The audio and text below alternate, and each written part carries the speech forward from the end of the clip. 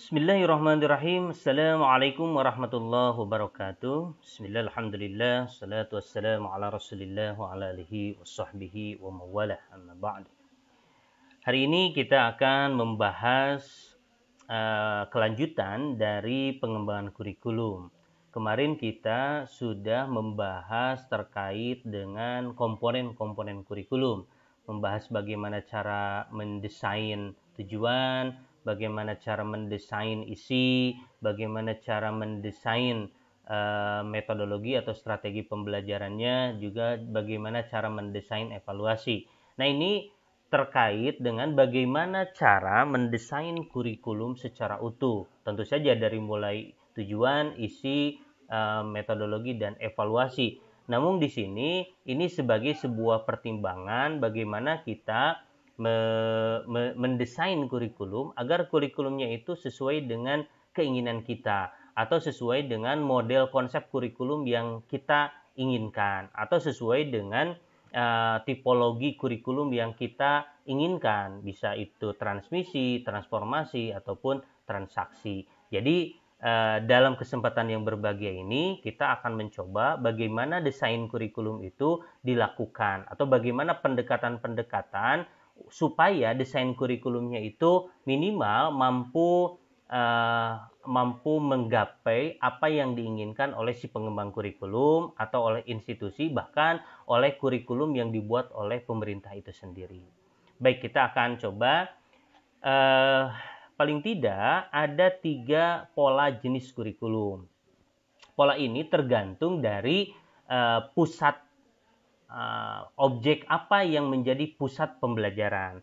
Ada yang subject centered design atau desain berpusat pada subjek, artinya ini lebih kepada subjek akademik, lebih kepada ilmu pengetahuan. Ada learner centered design, desain yang berpusat pada anak didik atau kepada siswa jadi subjek pembelajarnya itu adalah siswa. Kalau yang subjek akademik, subjek belajarnya itu adalah ilmu pengetahuan. Kalau learners itu harus berpusat pada siswa. Ada juga yang problem centered design, yaitu desain yang berpusat pada masalah. Kalau kita lihat dari sudut tipologinya, subject centered design itu desain untuk yang transmisi. Kalau yang learner centered design itu yang lebih kepada transformasi. Yang problem centered lebih kepada transaksional. Baik, kita akan bahas satu persatu ketiga pola desain kurikulum ini agar kita nanti mengetahui mana keunggulan dan kelemahan dari masing-masing desain kurikulum ini.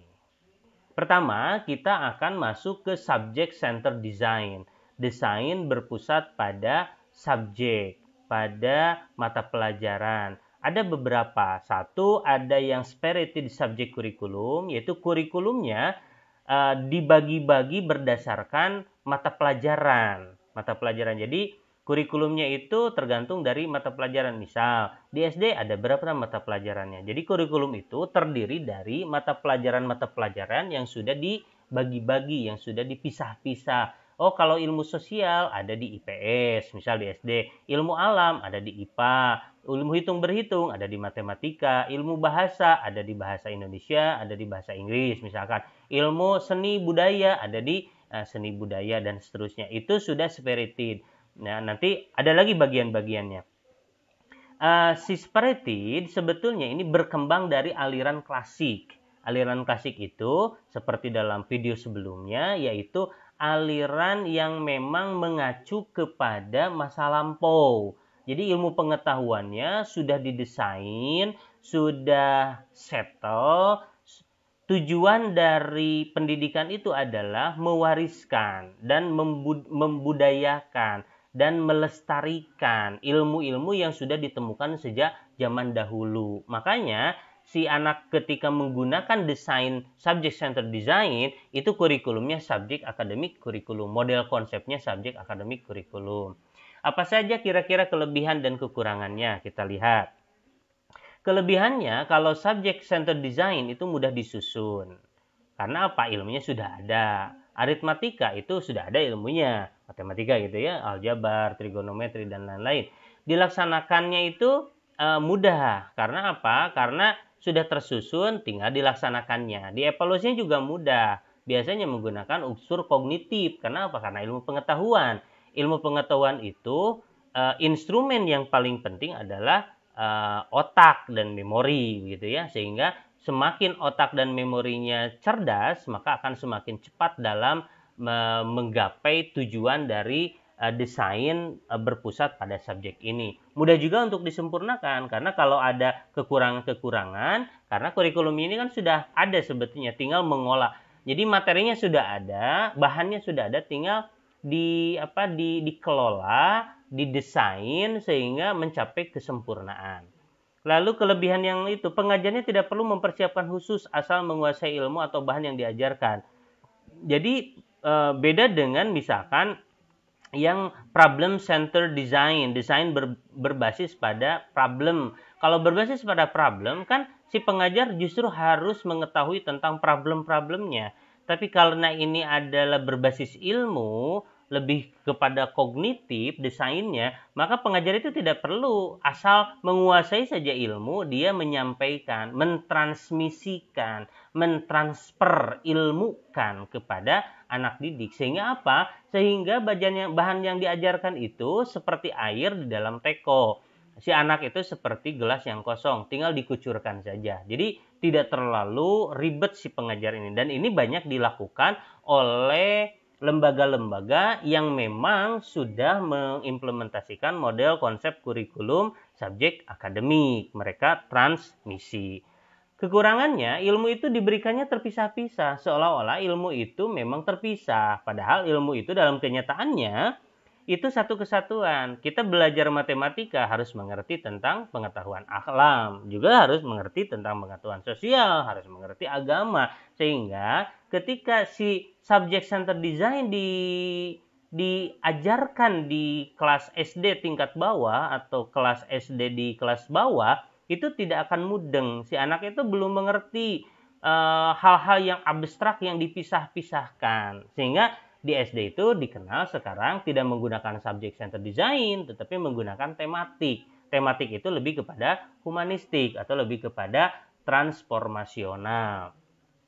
Selanjutnya, karena kekurangannya juga karena mengutamakan bahan ajar, siswanya pasif. Karena dia itu pendekatannya teacher center, berpusat pada guru. Sehingga guru yang menjadi utama. Di pesantren itu guru itu harus dihormati, takdim, bahkan kawalat dan seterusnya. Karena memang si santri atau si siswa itu pasif. Sehingga karena kepasifannya, santri itu sangat menghormati. Jadi interaksinya atau hubungan antara guru dan siswa itu seperti patron klien. Patron klien itu artinya yang satu atas, yang satu bawah. Sehingga yang di bawah itu pasif.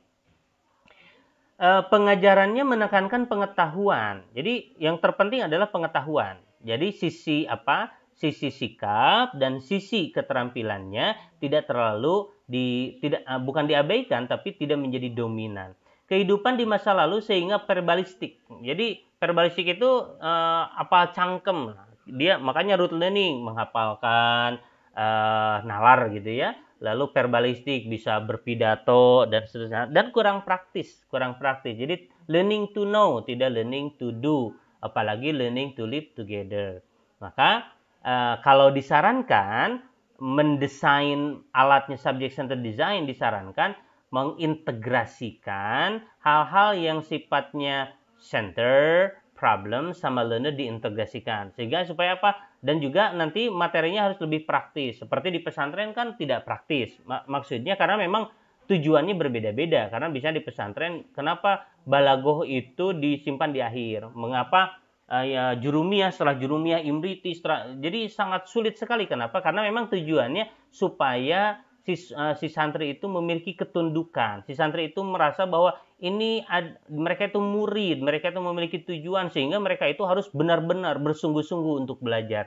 Nah, beda kalau di sekolah mereka harus praktis. Praktis itu kalau tujuannya A, kalau ada cara yang lebih cepat untuk menggapai A, maka gunakan cara itu. Karena memang tujuannya adalah supaya lebih praktis. Dan bermakna untuk siswa yang lebih aktif. Nah, kalau bisa di sekolah mah itu harus memang siswa itu lebih aktif, tidak pasif. Model-model subject centered banyak modelnya. Ada yang disebut dengan subject design, yaitu desain berbasis mata pelajaran. Mata pelajaran itu apa? Mata pelajaran sesuai dengan body of knowledge atau batang tubuh keilmuan pembelajarannya. Misal, ilmu sosial, ilmunya apa? Sosiologi. Tapi ilmu sosial juga ada antropologi.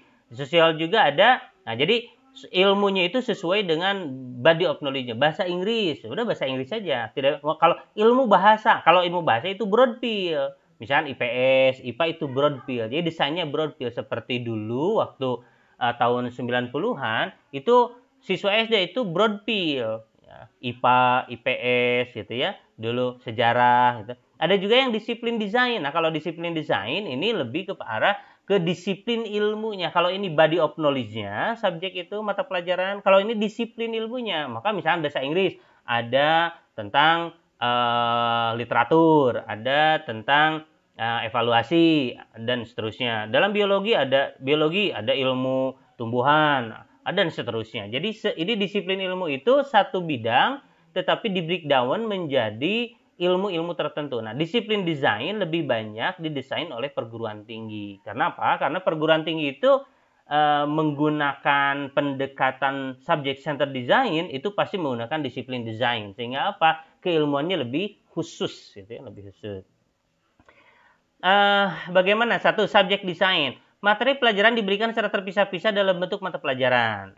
Ya, ini seperti kasus di Yunani, di Romawi, ada yang namanya trivium mereka itu. Jadi kalau dulu di Yunani itu atau zaman masanya Yunani dan Romawi atau Arum, sebelumnya ada Babilonia, sebelumnya banyak sekali ya itu. Ini ada 3, ada gramatika, berarti belajar bahasa, logika, belajar mantik, dan retorika, belajar balago. Jadi artinya ini lebih kepada bahasa, dan juga ada quadrivium. Jadi ada trivium tentang bahasa, quadrivium ini masalah ilmu pengetahuannya, matematika, geometri, astronomi, dan musik. Diarahkan kepada liberal art. Liberal art itu bebas, art itu seni bebas. Sebetulnya ini pendidikan umum ya istilahnya itu. Makanya kalau lulusan luar negeri, S1 itu BA, Bachelor of Art. S2 itu MA, Master of Art. Nah, jadi karena mereka dididik dalam sebuah pendidikan umum. Abad 19 berkembang dari liberal art kepada vokasional. Nah, 19 itu berubah dari asalnya yang belajar umum, bahasa, belajar quadrivium ya, matematika, astronomi, dan seterusnya, pengetahuan tentang ilmu hitung, aritmatika, maka dia berubah menjadi vokasional, keterampilan. Berubah abad 19. Lalu selanjutnya penguasaan fakta-fakta dan informasi-informasi itu subjek desain. Apa kelebihannya? Materi pelajaran disusun secara sistematis, logis, dan mudah. Jadi kalau subjek desain itu tadi sistematis, logis, dan mudah. Sudah dikenal lama oleh generasi sebelumnya sehingga mudah dilaksanakan. Belajar matematika dari dulu begitu. Perguruan tinggi umumnya menggunakan ini sehingga mudah belajar di PT, subjek desain. Efisiensi karena metode utamanya expository, ya, expository dijelaskan. Efisien kalau sudah dijelaskan. Kalau inquiry misalnya bisa itu sampai 1 hari penuh. Nah, dengan expository bisa setengah jam dijelaskan selesai. Alat untuk melestarikan budaya. Subjek desain itu alat melestarikan budaya. Kekurangan, pengetahuan terpisah-pisah, yang tidak integrated. Materi diambil dari masa lalu, bukan masa sekarang yang sedang berlangsung. Jadi memang hal-hal yang berlangsung zaman dahulu. Ilmunya ilmu lalu. 2 kali 2 ya dari sejak dulu 4.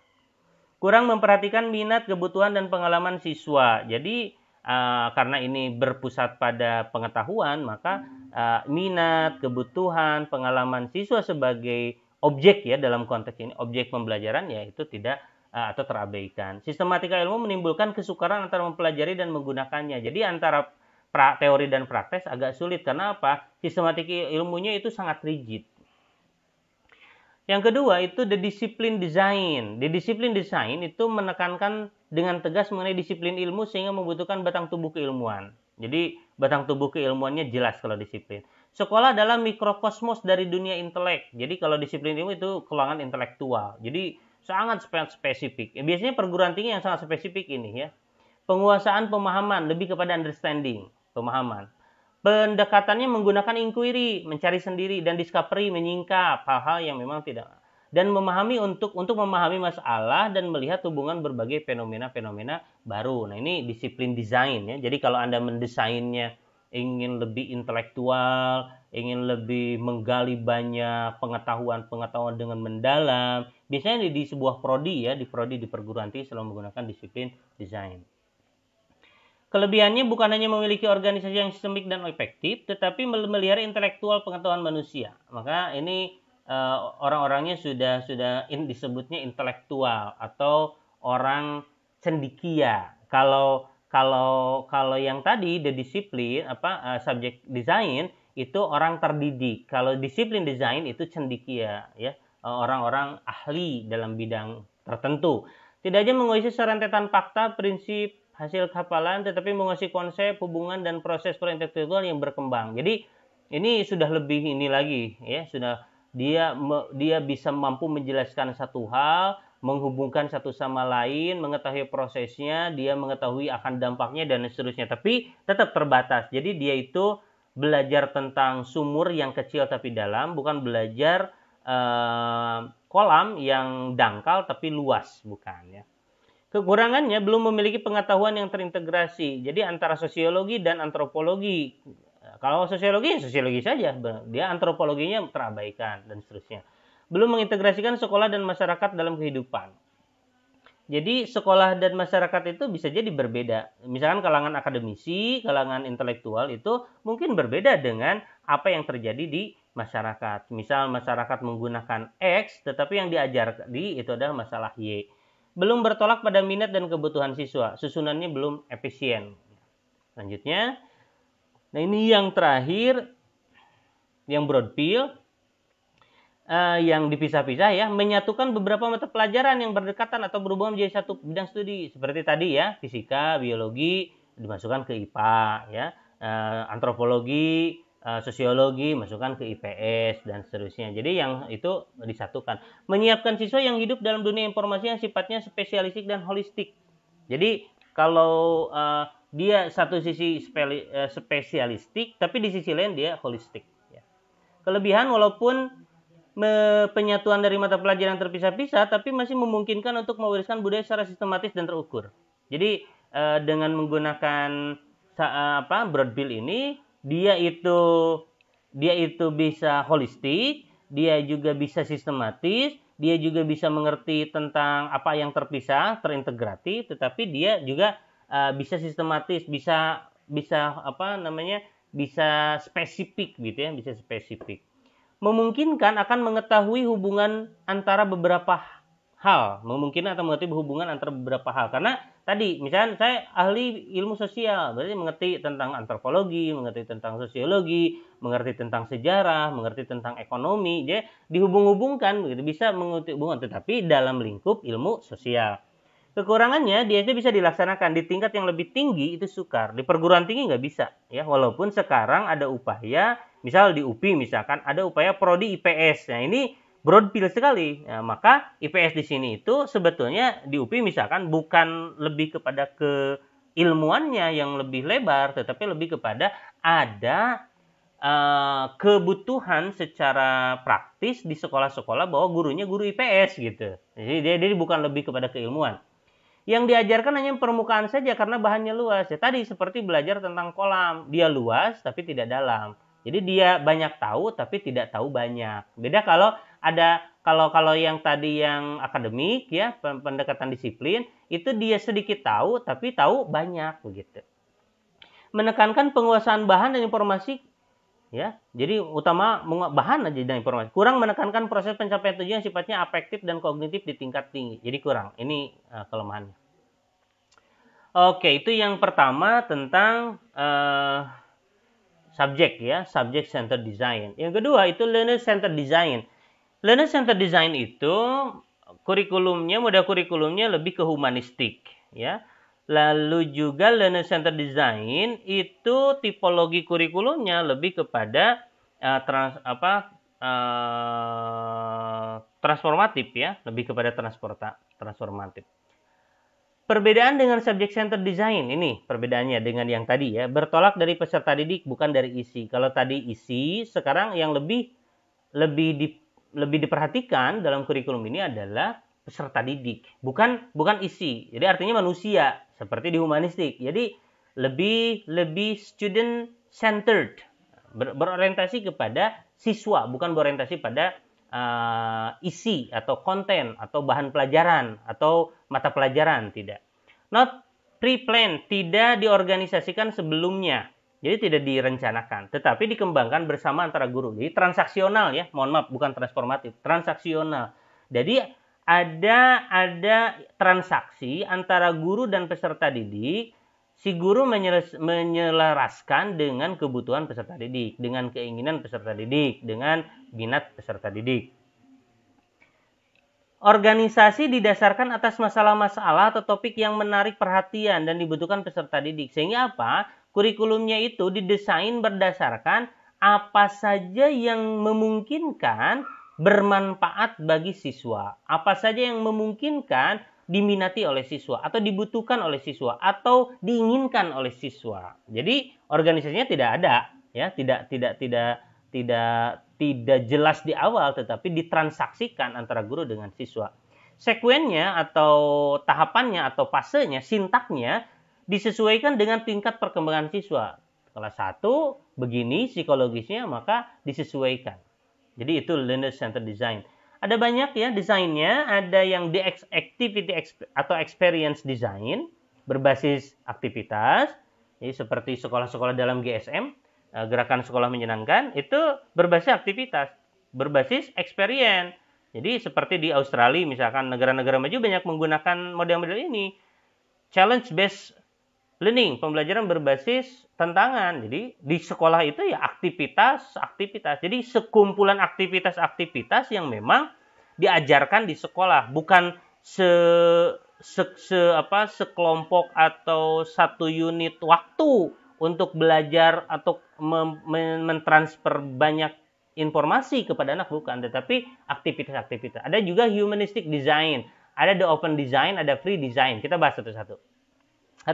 Learner centered design itu belajarnya berkembang adalah siswa. Yang belajar dan berkembang adalah siswa. Jadi subjek pembelajarnya adalah siswa. Guru berperan menciptakan situasi, mendorong, memberikan bimbingan sesuai dengan kebutuhan. Ini mirip dengan model, bukan mirip, memang sama ya.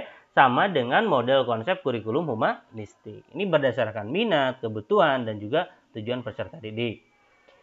Kita bahas satu-satu ya. Sekarang ada desain berbasis aktivitas atau desain berbasis pengalaman. Ya, itu J.J. Ruse kan, yang memang education is experience. Pendidikan itu adalah pengalaman. Nah, ini ya Ruse dan Pestalozzi dengan pendidikan progresifnya. Ini seperti Bapak pendidikan kita,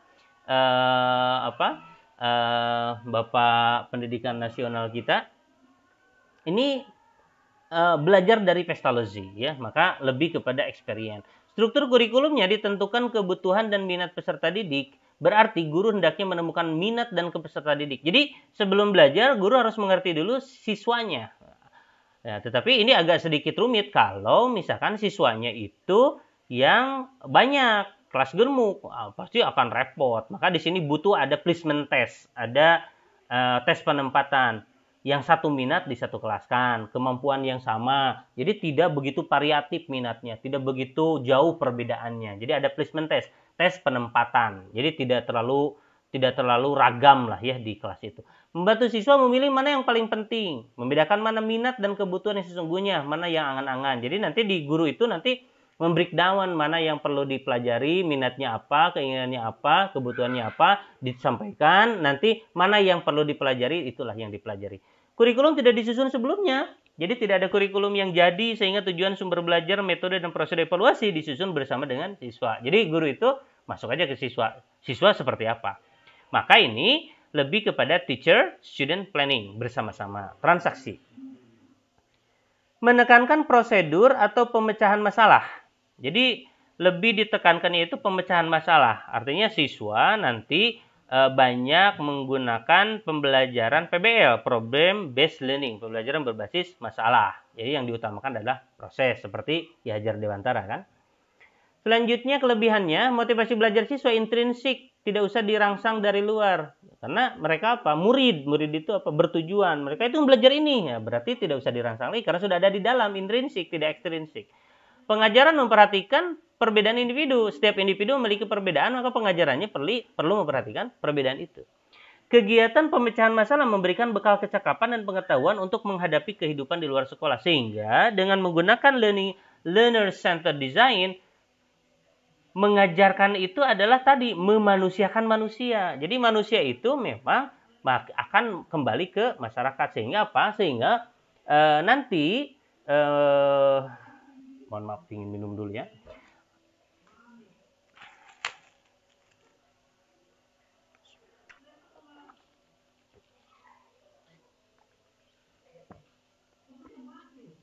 Baik, kita lanjutkan.